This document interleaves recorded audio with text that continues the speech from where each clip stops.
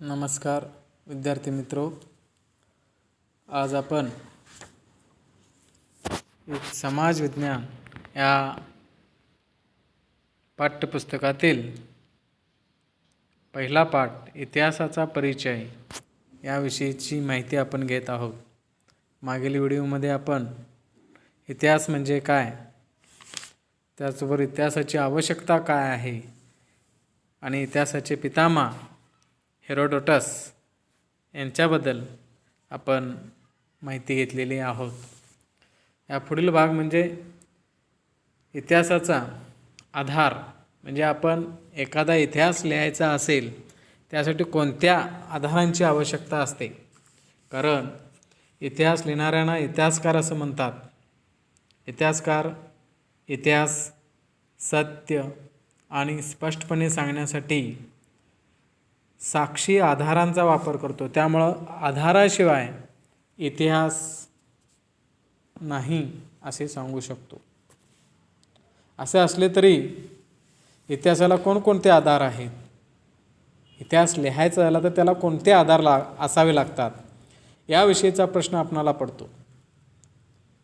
तर मुलांनो, इतिहास लिहायचा असेल तर सर्वात महत्त्वाचं म्हणजे दोन प्रकारचे आधार आहेत। एक साहित्यिक आधार आणि दुसरा आहे पुरातत्व आधार। हे दोन महत्त्वाचे आहे।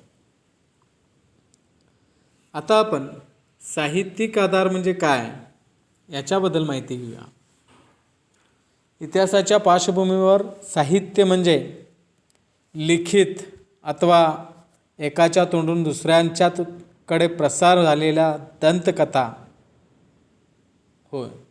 यामध्ये दोन प्रकारचे असतात, एक लिखित साहित्य आणि दुसरं मौखिक साहित्य।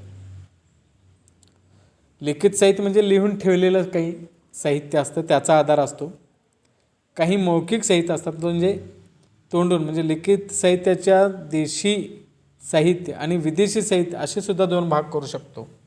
आणि मौखिक साहित्यामध्ये आपण लोकगीतं, कथा, लावणी या सर्व गोष्टींचा समावेश ह्या मौखिक साहित्यामध्ये केला जातो। लिखित साहित्य हे कोण रचतात, तर जे कोण सुशिक्षित आहेत, जे शिकलेले आहेत अशा लोक काय करतात, हे लिखित साहित्य लिहून ठेवलेले असतात। तर मौखिक साहित्य हे जे निरक्षर आहेत, ज्यांना लिहिता येत नाही असे लोक, आणि त्यांच्या मग त्या लावणी असतील, त्यानंतर दंतकथा असतील किंवा लोकगीते, कथा, हे सर्व मौखिक साहित्यामध्ये येतं आणि हे निरक्षरांनी निर्माण केलेलं असतं। हा झाला इतिहासाच्या आधारामधला साहित्यिक आधार। दुसरा आहे पुरातत्व आधार।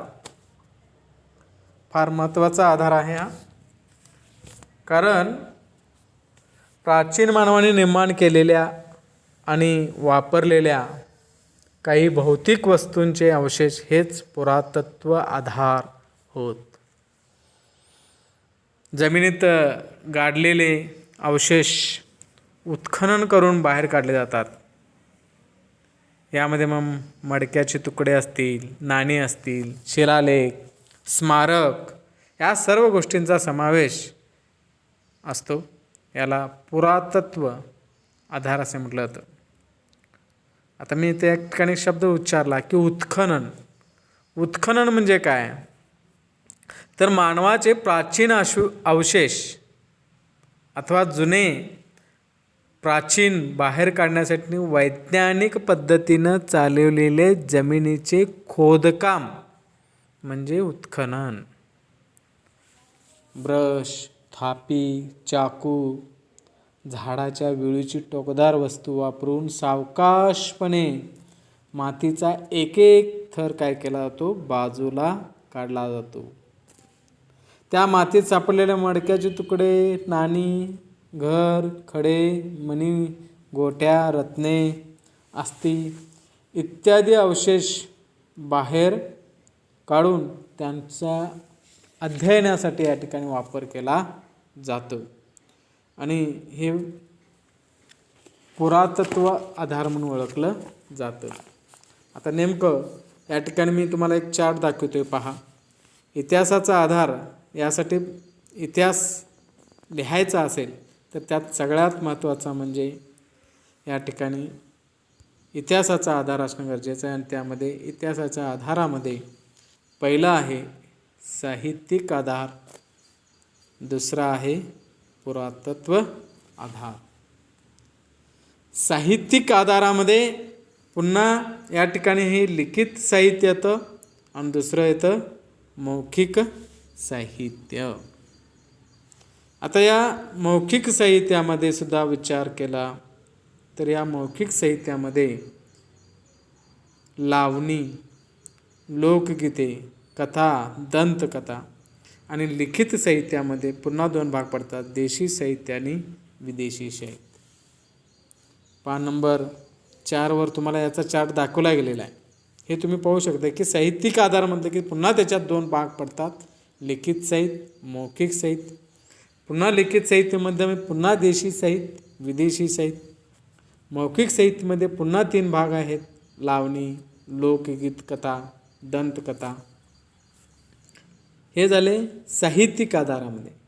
आपण पुरातत्व आधार पाहिला तर या पुरातत्व आधारामध्ये पाहिला तर आपल्याला लक्षात येईल की स्मारके, नाणी, शिलालेख आणि इतर काही अवशेष या सगळ्यांचा पुरातत्व आधार म्हणून इतिहास लेखन या ठिकाणी केलं जातं.